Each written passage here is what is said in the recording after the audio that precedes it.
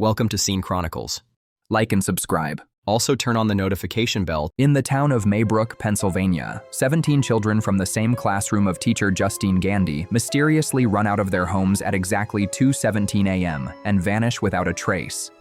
Only one student, Alex Lilly, remains behind. After the disappearance of the kids, Justine gets questioned by the police. She gets under suspicion by parents who think she knows something about the missing kids. No matter how she explains, she's never believed. Principal Marcus Miller always shields her from the harsh words of the parents and makes sure she's safe after the meeting. On her way home, she goes to a liquor shop and gets drinks to clear her head. On getting home, she hears a knock on her door, but when she asks who it is, she gets no reply. She moves close to the door and takes a peep, but sees nobody. Then came a loud bang at the door. She's shaken and immediately runs out to see who it was. But then she sees the word witch scribbled on her car. The next day, she goes to school, but is told by Principal Marcus Miller that she's been put on leave. He tells her to take a break from school, as the parents are still angry and might do something bad to her if they see her around the school premises. She explains she needs to teach to be able to get the incident off her mind, or at least talk to Alex to know if he's okay. But the principal strictly warns her to stay away from Alex and not overstep her boundaries as she's a teacher and not a parent. Justine follows Alex home and notices something strange. The door opens on its own and closes forcefully. She knocks on the door while also ringing the bell, but gets no response. She walks to the side of the house and notices the window is taped with newspaper. Through an opening, she peeps inside the house and sees two people sitting and staring at her motionless.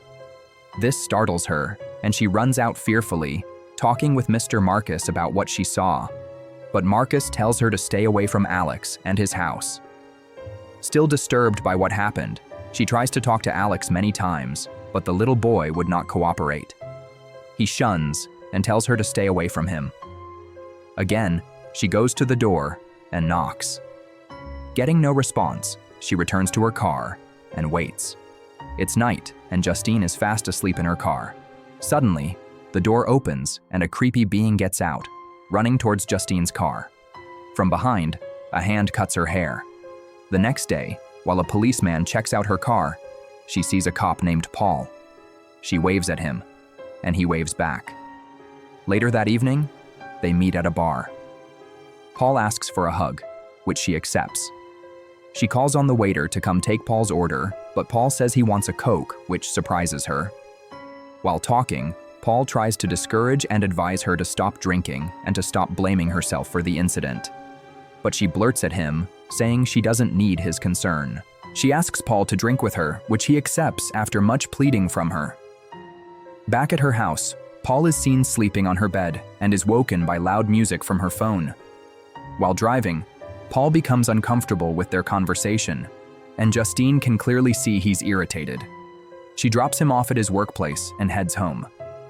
Paul gets a call from his wife, Donna, reminding him about their activities for the week and the upcoming anniversary celebration for her parents. He goes to tell Donna's father, who is a senior police officer in his workplace, about Donna's arrangements, and also congratulates him on the upcoming anniversary. But Donna's father misinterprets his intentions, thinking Paul meant he's an old man. Paul comes home and meets his wife. He is surprised to see her and asks why she's home early. She tells him she misses him and asks him why he wasn't home the previous night. She notices Paul's reaction and suspects something is off. In a supermarket, Justine is looking around for what to pick. When Donna approaches her, she accuses her of getting her husband drunk just to have her way with him. She tries to hurt Justine, but is stopped by a man.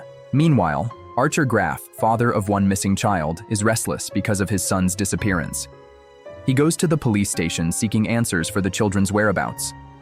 The officer tells him investigations are still going on, but he wants Justine to be locked up and thinks she knows something about the kids' whereabouts. The officer tells him Justine can't be locked up because different footage shows the kids ran out on their own from home and weren't dragged by Justine or anybody after another meeting with the parents. Aker trails Justine. He follows her to the liquor mall and to her house. That night, Archer sees his son, Matthew, running out of the house. He follows him, shouting his name, but the little boy didn't stop. He runs after him and sees a house. He looks up and sees the time is 2:17 a.m., the exact time the children left their homes. Looking ahead, he sees his son entering the house and follows him. He follows him upstairs and sees him lying on a bed, sleeping. He walks up to him and asks him where he's been all this time, tells him how worried he has been. And just as he tries to tell him he loves him, Matthew's face changes to a creepy face. He wakes up and it's morning. He checks the footage again and sees how his son ran, arms stretched and running in one direction till he disappears into the darkness ahead. Paul comes out of the house, probably heading for work, but stops and looks ahead. Something comes to his mind, and we see him looking at a sketch. It's the neighborhood's house sketch. He draws a red line on it. He goes to another house where there are also victims of the loss. He talks to the lady and requests to see the footage of their daughter running off. But the woman refuses, saying she's not comfortable with the idea. But Paul hangs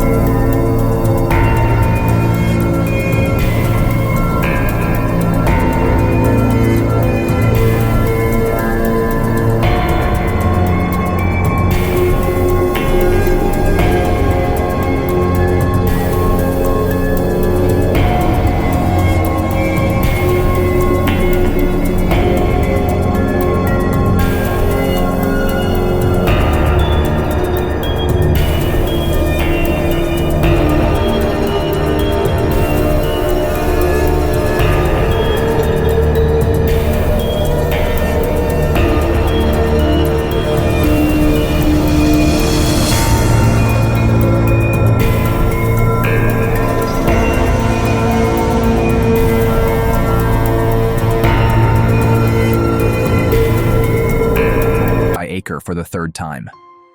Justine runs out and gets into her car, but he still chases after her. She drove off, and he followed behind, still with a stretched hand. Aker drives after them, and just as Marcus makes to cross the road, he gets crushed by a car and dies. Outside a hospital building, Paul and Justin are discussing the event that happened that day. Justine said he was fine when they spoke the last time. She further says she hasn't seen that type of running posture, and he hasn't seen him that way before. But Paul says he has seen the posture, and it's the posture the children had while running out of their homes.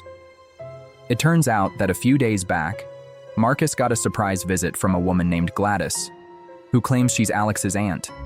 The woman who brought her in seems to be disturbed by her presence, but Marcus dismisses her. Marcus says he had hoped to talk with Alex's parents and not her, but Gladys says Alex's parents are sick and couldn't make it to school, so she came to represent them. Marcus insists he speaks with them, because someone complained about Alex's welfare. But since they were not able to make it to the school, he would come over to the house and speak with them.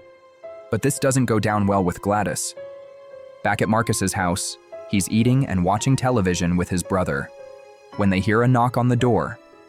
Marcus goes to check and sees Gladys.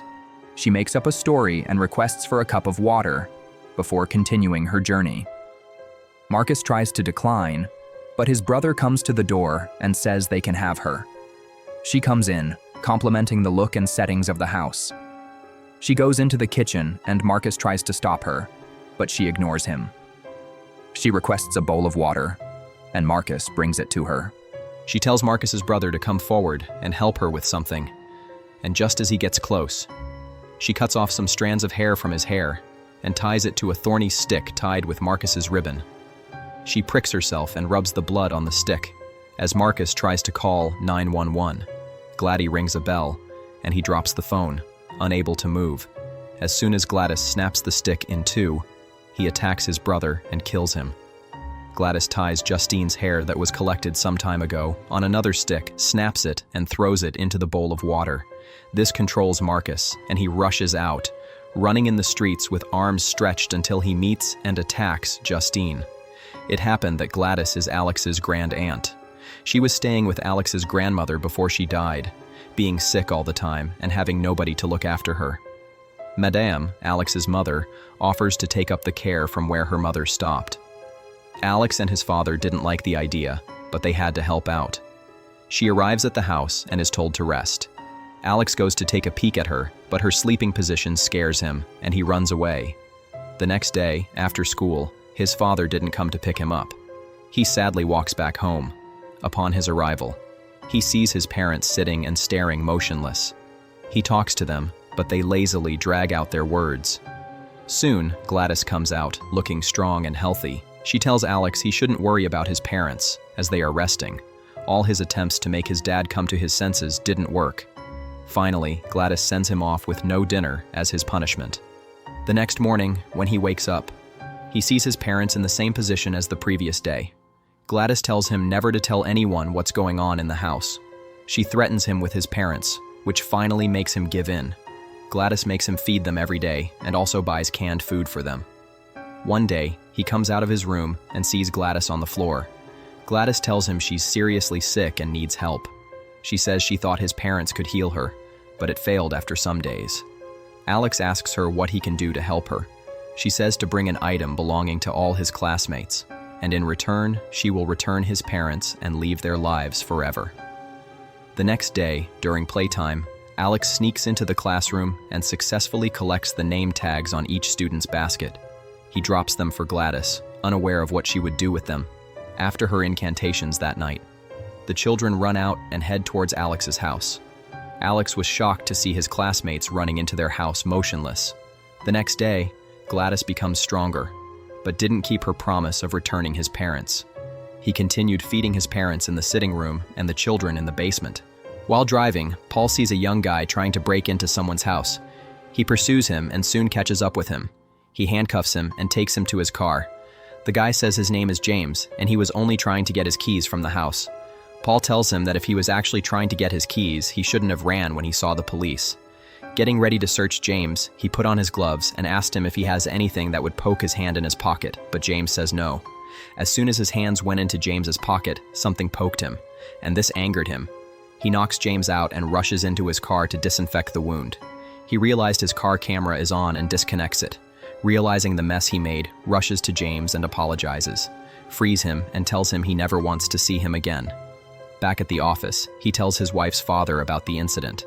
The man tells him he should take it as nothing, and since there is an ongoing investigation, the heads might not notice his recordings because there are important recordings, but he should pray the guy doesn't come back to the station to lay a complaint of being assaulted by a police officer. James is a drug addict who lives inside his small tent in a bush. He is always out of money, and because of this, tries to steal. After so many attempts to open people's cars, he was able to see an unlocked one. Taking what he got from the car, he goes to a shop and tries to sell them, but the owner rejects it. Frustrated, he breaks into a house, looking for what to take. Coming to the sitting room and seeing nobody, continues his hunts. Then he turns and is frightened when he sees two people sitting and staring motionlessly. He apologizes and gets no response.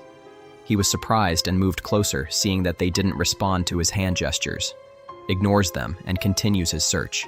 Then he sees their cutlery and packs it into his bag. Unknown to him, this is where the witch lives, Alex's house. He hears a noise in the basement, tracing the sound, sees children standing and facing the wall. As he moves closer, they sharply turn and make a move. This frightens James again, and he runs out. Coming into the sitting room, he sees the motionless couples that were sitting before, but this time they were approaching him. He runs out of the house, carrying his stolen items, back at the seller's shop. The seller is seen counting and writing down the worth of the items. James looks up and sees a poster that says $50,000 to anyone who finds the missing kids. He recognizes the children in the picture as those he saw in the basement. He hurriedly rushes out of the shop and calls the police, saying he knows where the missing kids are, and if he shows them the house, how would he get his reward? They tell him to come to the station. On getting near the police station, Paul sees him and shouts at him. Seeing Paul, he runs off. Paul chases after him, and he runs into the bush where he's camping. But he hears a noise, and looking ahead, sees Gladys, looking creepy. This scares him, and he runs into his tent. Just then, a shadow appears in front of his tent. He grabs a weapon to protect himself. The shadow slowly unzips the tent, and just as it tries to peep inside the tent, it gets stabbed. It turns out to be Paul, with Paul being afraid of getting poked and possible infections. Points a gun at him. He asks him why he came to the station, and James says he came because of the reward and he knows where the children are. Paul drags him to his car, and together, they head towards Alex's house. On getting to the house, Paul leaves James inside the car, cuffed to prevent him from running. Paul heads inside the house and doesn't come out till it's night. Still inside the car, James sees the door fling open, and Paul comes out. He was relieved to finally see him, but on getting to the car, Paul drags him out and drags him towards the house. James kept shouting for help, but none came. The next day, Justine and Asher come to Alex's house. Justine says she suspects something is wrong in that house. They see a police car and are surprised. Soon, the door flings open and Paul comes out. Justine recognizes him and is surprised. He motionlessly waves to them and enters back. Justine and Aker goes inside the house and meet Paul and James standing still. Aker looks down and sees a circle of salt, but before he can stop Justine, she crosses it, and this makes Paul and James violent.